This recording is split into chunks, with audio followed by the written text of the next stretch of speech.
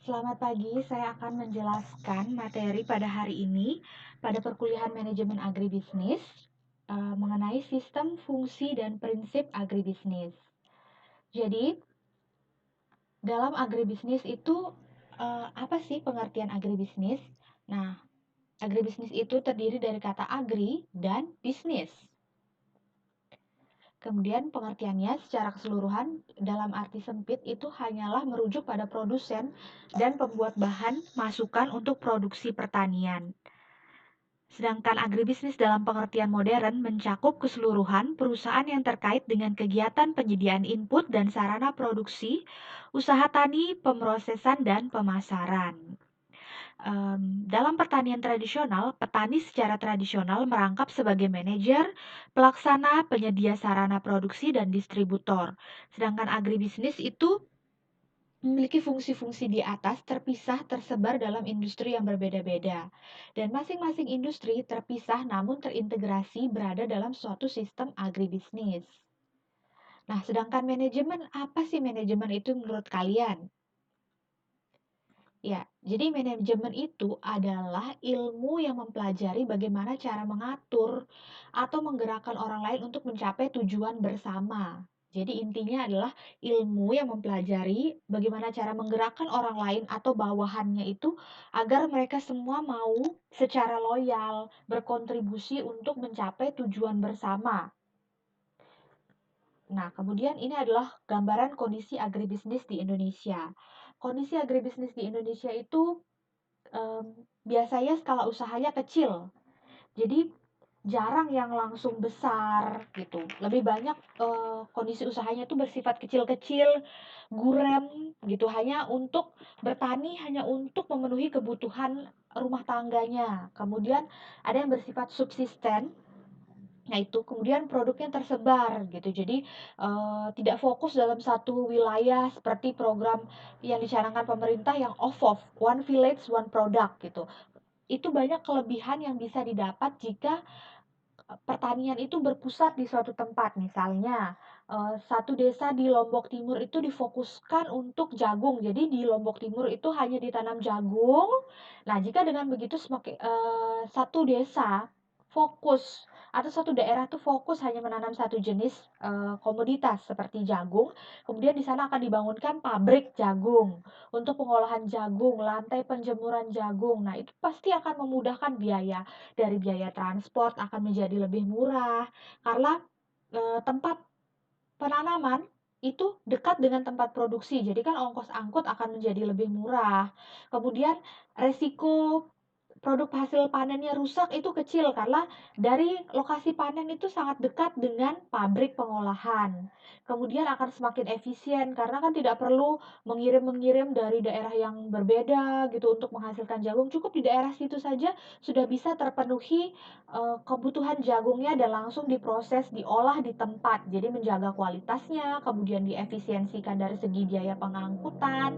Nah, itu jika produknya itu berfokus one village one product. Tapi sedangkan kondisi agribisnis di Indonesia itu rata-rata belum ada yang seperti itu. Produknya itu masih tersebar di berbagai tempat.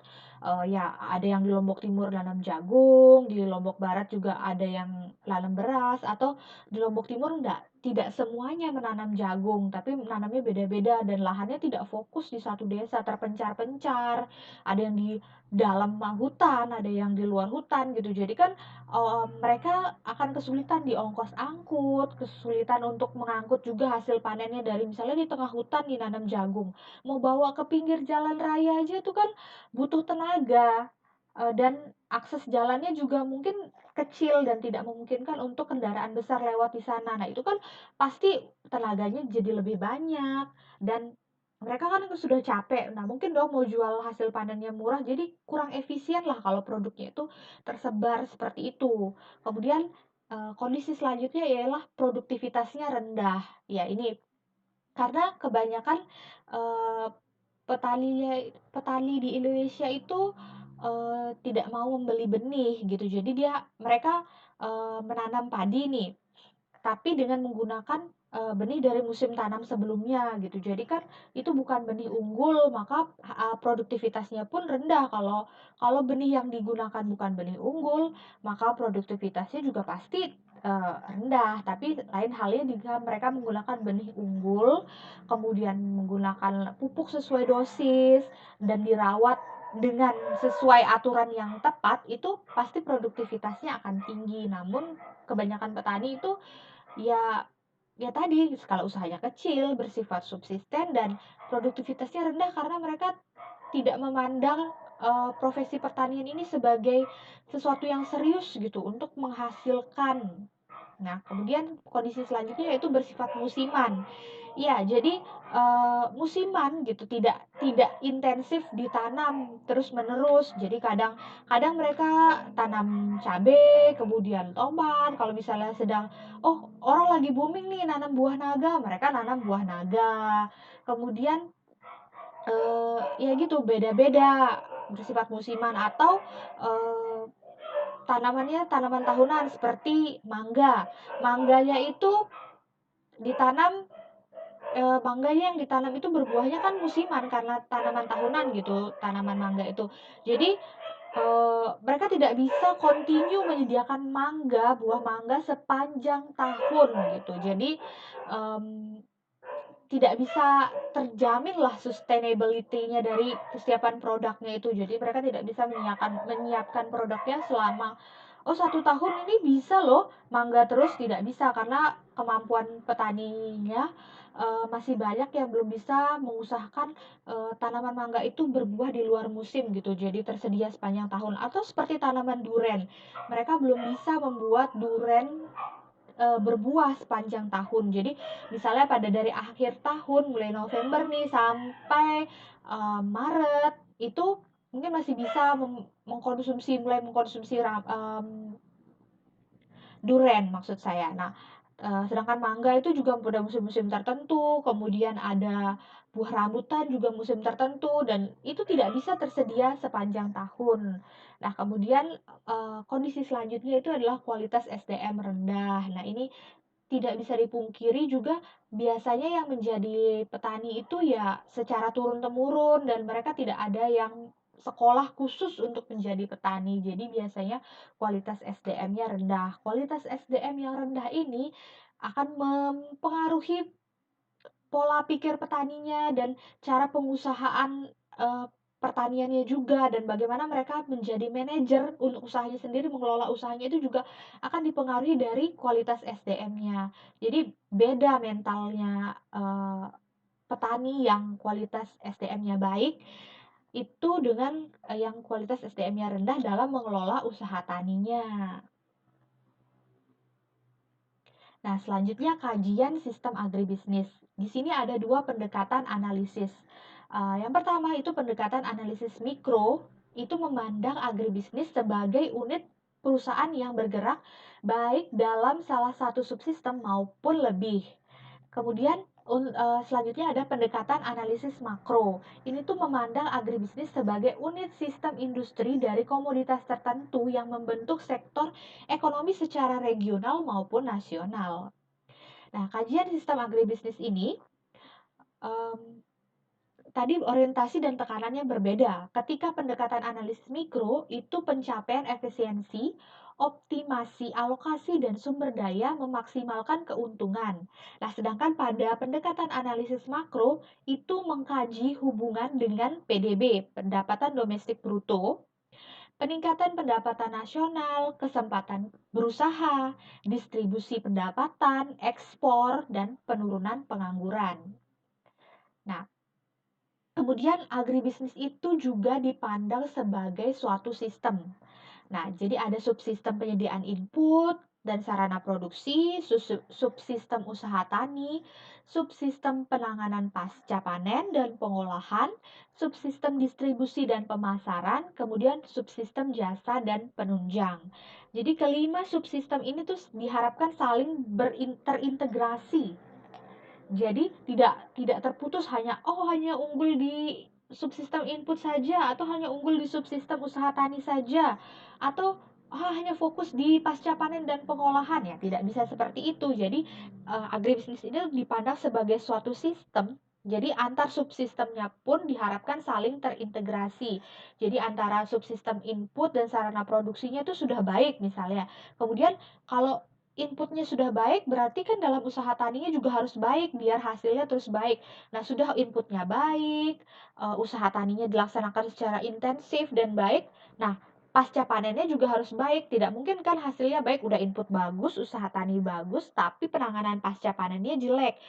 Ketika panen langsung dijemur panas-panasan, tentu hasil panennya akan rusak dan tidak segar. Nah, itu. Jadi tidak bisa seperti itu, tidak bisa terputus antar satu subsistem dengan subsistem lainnya, tapi harus terintegrasi nih antar semua subsistem. Jadi inputnya baik, kemudian usaha taninya baik, penanganan pasca panennya ketika setelah dipanen itu harus dipastikan tidak dalam kondisi panas. Misalnya kita menanam sawi nih, sayur-sayuran gitu. Jadi setelah dipanen dia harus pada saat belum panas. Jadi sayuran yang dipanen tidak terkena panas, jadi masih segar. Kemudian langsung dikemas dan ditaruh di mobil box pendingin lah. Kalau misalnya yang sudah petani petani kaya lah gitu ya, ada sudah bisa menyediakan sistem rantai pasok dingin, jadi menjamin sayurannya tetap segar. Tapi kalau untuk petani sederhana, masih petani kecil, bisa disiasati dengan memanen sebelum matahari bersinar, kemudian dibasahi air gitu sawinya agar tetap segar, kemudian langsung dikirim ke pasar dan dijual gitu. Nah, kemudian untuk subsistem pengolahan, apabila misalnya tadi sawinya itu dalam dalam bentuk segar dijual langsung ke ke pasar, ke pembeli, atau kemudian mungkin bisa diolah ya. Untuk sawi mungkin bisa diolah jadi jus sawi, jus sayuran gitu, atau keripik sawi. Nah, itu pengolahannya juga harus tepat untuk memastikan nutrisi dari sayurannya tidak rusak dan masih segar sudah diolah, jadi tidak busuk dan tidak rusak gitu. Jadi masa simpannya pun bisa lebih lama, atau dibuat sawi asin, atau dibuat eh, apa tuh ya, masakan Korea, kimchi. Nah, bisa juga diolah jadi kimchi. Jadi, pengolahan ini bertujuan untuk meningkatkan nilai jualnya. Ada nilai tambah dari produk itu. Ada value added yang diberikan dalam pengolahan ini sehingga harga jualnya bisa lebih lebih mahal daripada menjual sawi segar. Mungkin kalau sawi segar sekilo itu hanya 10.000, tapi ketika sawinya diolah jadi kimchi nih harganya bisa jadi 30.000 sekilo. Ada nilai tambah di situ. Eh, Sawinya jadi bisa disimpan lebih lama gitu ketika diubah jadi kimchi. Kemudian praktis, tinggal dibuka bungkus kita bisa langsung makan. Nah, itu ada nilai lebihnya yang bisa meningkatkan nilai jualnya dari sawi segar yang 10.000 sekilo menjadi ketika sudah diolah jadi kimchi nih bisa harganya jadi 30.000 sekilo. Nah, kemudian subsistem distribusi dan pemasaran. Ketika sudah diolah jadi produk yang bagus, itu harus bisa didistribusikan dan dipasarkan ke customer yang tepat gitu, ke sasaran yang tepat. Eh, Misalnya tidak mungkin kan menjual kimchi ke eh, penduduk desa gitu. Mungkin mereka belum familiar dengan gimana sih rasanya kimchi. Oh, asam. Ngapain nih sawi dibuat asam kayak gini? Itu kan akhirnya tidak ada yang mau beli lah. Itu distribusi sama pemasarannya tidak tepat sasaran lah. Harusnya subsistemnya ini, subsistem distribusi dan pemasaran ini, memasarkan ke kota. Banyak orang yang di sana perlu cepat. Mereka tidak bisa terus-terusan memasak sawi setiap hari gitu. Dengan adanya kimchi dalam kemasan, oh ini praktis nih bisa makan sawi kapan saja tanpa perlu masak atau menyetok di kulkas takut rusak. Kalau sudah jadi kimchi kan bisa disimpan dan lebih awet lah itu. Jadi tepat sasaran juga. Kemudian subsistem jasa dan penunjang. Nah, ini seperti jalan raya. Misalnya sudah produknya bagus, pengolahannya bagus, tapi dari tempat pengolahan mau dipasarkan ke konsumennya itu jalannya rusak. Nah, itu kan juga kan pasti waktu tempuhnya untuk sampai ke konsumen jadi lebih lama. Jadi semua subsistem ini dari input, usaha tani, penanganan pasca panen, pengolahan, distribusi, pemasaran, jasa, dan penunjang itu harus saling terintegrasi dengan baik. Nah, kemudian agribisnis sebagai subsistem ini ada dua, ada kaitan antar subsistem yang menjadi bagian dari agribisnis yang saling mendukung satu sama lain, dan apabila terjadi kendala pada satu subsistem akan mempengaruhi kinerja subsistem yang lain. Kemudian ini yang tadi saya jelaskan, yaitu yang Ibu jelaskan bahwa yang kelima subsistem itu harus saling terintegrasi. Jadi upstream agribisnis itu dari input, kemudian di on farm agribisnis itu subsistem usaha tani, kemudian processing agribisnis ini adalah subsistem pengolahan dan pasca panen, kemudian yang marketing agribisnis tadi distribusi dan pemasaran, dan yang selanjutnya itu service and support subsystem. Ini yang menunjang semuanya, menunjang si service and support subsystem ini menunjang dari upstream agribisnis, on farm, processing, dan marketing agribisnis. Kemudian suatu usaha agribisnis dapat berjalan dengan baik apabila didukung oleh lembaga-lembaga penunjang agribisnis seperti lembaga pembiayaan, lembaga pertanahan, lembaga penelitian, lembaga pendidikan seperti universitas atau SPP, sekolah pertanian. Itu mendukung gimana sih caranya supaya petani-petani ini atau generasi-generasi penerus yang akan menjadi petani itu berpendidikan gitu. Jadi mereka tidak hanya berpengalaman, tapi mereka juga tahu teorinya. Bagaimana sih cara menanam yang benar, pupuknya, dosisnya seperti apa, dan mereka mempunyai kemampuan learning ability gitu.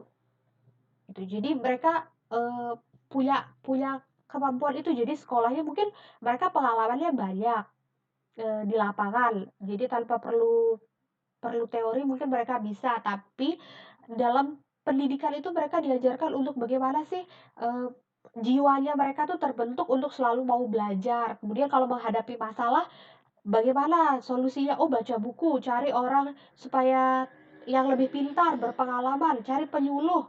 Kemudian, oh kalau ini begini, nalarnya tuh jalan gitu, dilatih di pendidikan itu, nalar mereka jalan. Oh kalau misalnya dosisnya segini, ternyata hasilnya uh, dosis pupuknya 10 kilo, ternyata hasilnya itu sudah bagus. Oh kenapa harus pakai 10 kilo, berarti kan nanti harga harga pupuknya, biaya pupuknya semakin tinggi, kenapa nggak dikurangi, coba kita kurangi jadi 9 kilo, bagaimana hasilnya. Oh ternyata 9 kilo juga hasilnya masih bagus, coba kurangin jadi 8. Oh ternyata 8 pun masih bagus, jadi kenapa harus pakai 10 kilo pupuk dengan pengeluaran yang lebih besar, kalau pakai 8 aja sudah bagus lah, seperti itu. Jadi nalarnya itu dilatih dari lembaga pendidikan. Kemudian lembaga pendidikan juga bisa berkontribusi terhadap pertanian dengan memberikan penyuluhan, misalnya dari dosen-dosen itu ada kegiatan pengabdian kepada masyarakat, bisa mentransfer ilmunya juga ke petani gitu. Jadi saling saling ada imbal balik. Jadi antar petani, oh mungkin petani bisa men-share pengalaman mereka di lapangan, dan dosen dari pihak lembaga pendidikan bisa men-share ilmu yang mereka dapat dalam bangku perkuliahan, dan men-share mungkin pengalaman hidup, dan men-share bagaimana cara mereka merespon suatu masalah yang terjadi dalam usaha tani mereka, seperti itu. Kemudian peran lembaga penelitian itu bisa dengan menyediakan benih-benih unggul dan varietas-varietas yang tahan penyakit, tahan hama tertentu, atau varietas yang cocok dengan kondisi tertentu di suatu wilayah. Misalnya padi yang cocok untuk ditanam di daerah kering yang sedikit air gitu, tapi bisa tetap menghasilkan padi yang banyak, produktivitasnya tetap tinggi walaupun kurang air gitu. Seperti itu peran dari lembaga penelitian, atau menciptakan pupuk-pupuk pestisida yang tahan terhadap satu jenis tanaman tertentu, tahan terhadap suatu jenis hama tertentu, begitu maksud Ibu. Nah, selanjutnya ini agribisnis itu juga melibatkan pelaku dari berbagai pihak seperti BUMN, swasta, koperasi, seperti itu. itu, selanjutnya ini adalah wawasan mengenai agribisnis. Itu memandang agribisnis sebagai sebuah sistem yang terdiri dari beberapa subsistem. Nah, tadi itu, kemudian subsistem akan berjalan dengan baik bila tidak ada gangguan pada salah satu subsistem dan tidak ada satu subsistem yang lebih penting dari subsistem lainnya. Tiap subsistem mempunyai keterkaitan ke depan dan ke belakang. Ini penjelasannya. Kaitan-kaitannya itu, misalnya kaitan ke belakang, itu merupakan peningkatan kegiatan pengadaan dan penyediaan sarana produksi tepat waktu, tepat tempat, tepat jumlah, tepat kualitas. Kemudian kalau kaitan ke depan, ini penanganan pasca panen dan pengolahan sangat diperlukan mengingat produk pertanian tergantung pada musim, menyita banyak ruang untuk penyimpanan dan tidak tahan lama ya karena cepat rusak itulah tadi sifat dari produk pertanian yang cepat rusak dan kecenderungan perkembangan permintaan masyarakat akan produk olahan. Selanjutnya kalau kaitan keluar itu semakin dalam peranan teknologi masuk dalam agribisnis, maka semakin kompleks sifat kegiatan dalam tiap subsistem sehingga diperlukan adanya diferensiasi tugas yang dilakukan oleh kelompok pelaku yang berbeda. Ini adalah suatu sistem agribisnis juga akan berjalan dengan baik apabila didukung oleh agroindustri. Agroindustri ini adalah industri yang bergerak dalam pengadaan sarana produksi, pendukung sektor pertanian dan pengolahan hasil pertanian. Kemudian ada agroindustri hulu, itu pengadaan seperti mesin, alat-alat pertanian, produksi pupuk, pabrik, obat-obatan, pertanian dan sebagainya. Kemudian agroindustri hilir ini adalah industri pengolahan makanan, penggilingan padi, dan sebagainya. Dan ini adalah peranan agribisnis. Jadi agribisnis itu berperan dalam penghasil bahan mentah atau komoditas primer, kemudian sebagai penghasil produk antara atau barang jadi gitu. Jadi setengah jadi atau yang sudah jadi. Kemudian agribisnis ini menyerap banyak tenaga kerja ya karena masih dilaksanakan secara sederhana. Jadi dia membutuhkan banyak tenaga kerja. Misalnya pada saat mulai menanam padi, itu kan perlu banyak orang. Kemudian menyemai benih, menanam benih. Kemudian mencabuti gulma, penyiangan, menebar pupuk, pemanenan. Kemudian pasca panen itu perlu banyak tenaga kerja. Jadi kegiatan agribisnis ini menyerap banyak tenaga kerja. Kemudian juga berperan sebagai penyumbang dalam peningkatan produk domestik bruto dan pertumbuhan ekonomi suatu daerah gitu karena dia tadi itu eh, Indonesia kan terkenal sebagai negara uh, negara pertanian gitu banyak banyak sebagian besar penduduknya berprofesi sebagai petani jadi uh, agribisnis ini penyumbang dan peningkat PDB dalam pertumbuhan ekonomi. Kemudian penghasil devisa bagi negara. Jadi banyak hasil pertanian dalam negeri kita pun juga diekspor ke luar negeri sehingga sebagai berperan juga sebagai penghasil devisa bagi negara. Kemudian perilaku yang terlibat dalam pembangunan sistem agribisnis di Indonesia ada pelaku usaha kecil, itu ciri-cirinya sumber dayanya terbatas nih seperti bisa dilihat di gambar ini di petani itu sumber dayanya terbatas, teknologinya sederhana, kemudian kemampuan manajerialnya kurang. Nah, sedangkan kalau yang di perusahaan besar itu modalnya besar, teknologinya tinggi. Ini di pasar tidak ada lemari pendingin, jadi tidak bisa menjamin hasil panen yang mereka jual ini tetap segar. Mungkin kalau sudah siang, sudah layu, sudah kering, sudah nggak segar sayurannya. Terus kalau sedangkan di supermarket mau dari pagi sampai malam itu sayurannya tetap segar, tapi kan harganya juga lebih mahal daripada di pasar, tapi ada value added yang di sini yang ditambahkan itu kenyamanan. Jadi harganya lebih mahal tapi nyaman enggak? Kita enggak harus desak-desakan seperti di pasar belanja, bau, becek gitu. Di supermarket kan nyaman, bersih, dingin, tidak panas, terus kemudian tidak bau, bisa beli produknya juga terjamin segar terus. Nah, itu ada harga dan ada kualitas yang kita dapatkan dari itu. Kemudian kemampuan manajerialnya baik, ini dikelola dengan baik, tidak ada produk yang rusak, tersia-siakan gitu. Jadi kemampuan manajerialnya baik dibandingkan dengan yang pelaku usaha kecil. Baik, sekian presentasi dari saya, penjelasan mengenai manajemen agribisnis pada pertemuan pertama ini. Semoga apa yang telah saya jelaskan tadi itu bermanfaat buat kalian, ada ilmu yang bisa kalian dapatkan, dan nanti apabila ada pertanyaan kita akan diskusikan secara langsung di via chat gitu. Jadi kalian saksikan dulu video ini, kemudian nanti setelah ada pertanyaan kalian bisa diskusikan di grup chat, atau nanti kita akan diskusikan di daring Unram gitu. Jadi tergantung kesepakatan kita nantinya. Baiklah, sekian, terima kasih penjelasan dari saya.